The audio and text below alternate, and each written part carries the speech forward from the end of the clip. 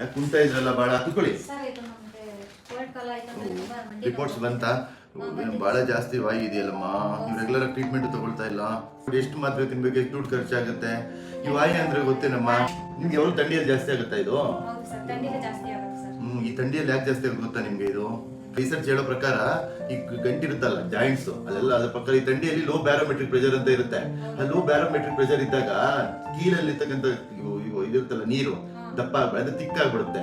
ತಿಕ್ಕಾಗ್ಬಿಟ್ಟು ಅದ್ರ ಜೊತೆ ಮಸಲ್ಸ್ ಅಂತ ಇರುತ್ತಲ್ಲ ಮಾಂಸಖಂಡ ಕೀಲ್ ಹತ್ರ ಇರೋವು ಅವೆಲ್ಲ ಟೈಟ್ ಆಗ್ಬಿಡುತ್ತೆ. ಯಾವಾಗ ಟೈಟ್ ಆಗ್ಬಿಡುತ್ತೆ ಮಸಲ್ಸ್ ಸ್ಟಿಫ್ನೆಸ್ ಅಂತೀವಿ. ಆಲ್ರೆಡಿ ಕೀಲ್ ವಾಯಿರೋರಲ್ಲೆಲ್ಲ ಈ ರುಟೈಡ್ ಹತ್ರ ಹಿಡಿದು ನಿಮ್ಗೆ ಇದೆಯಲ್ವಾ, ಆ ಕೀಲ್ ವಾಯಿರೋರೆಲ್ಲ ಏನಾಗ್ಬಿಟ್ಟಿರುತ್ತೆ, ಕೀಲ್ ಸೌದೋಗ್ಬಿಟ್ಟಿರುತ್ತೆ, ಪೊರೆ ದಪ್ಪ ಆಗ್ಬಿಟ್ಟಿರುತ್ತೆ. ಅದ್ರ ಜೊತೆಗೆ ಮಸಲ್ಸ್ ಟೈಟ್ ಆಗ್ಬಿಡ್ತಾವೆ ಈಗ ಥಂಡಿಯಲ್ಲಿ. ಅವಾಗ ಏನಾಗುತ್ತೆ, ಆಡ್ಸೋದೆಲ್ಲ ಕಷ್ಟ ಆಗ್ಬಿಟ್ಟು ಇನ್ನೂ ಸ್ಟಿಫ್ ಆಗ್ಬಿಡುತ್ತೆ. ಸೊ ನಿಮ್ದೆಲ್ಲಮ್ಮ ಈ ಕಾಯಿಲೆ ಇರೋರು ಬಹಳ ಮಂದಿಗೆ ಇದೇ ಕ್ವಶನ್, ಯಾಕೆ ಥಂಡಿಯಲ್ಲಿ ಜಾಸ್ತಿ ಆಗ್ಬಿಡುತ್ತೆ ಅಂದ್ರೆ ಇದೇ ನನ್ನ ಉತ್ತರ. ಹಾಕೊಳ್ಳೋದು ಮಫ್ಲರು ಇಲ್ಲ ಗ್ಲೋಸು ಸಾಕ್ಸ್ ಹಾಕೊಬೇಕಮ್ಮ, ಉಲ್ಲಂದು ಚಪ್ಲಿನೂ ಹಾಕೋಬೇಕಮ್ಮ.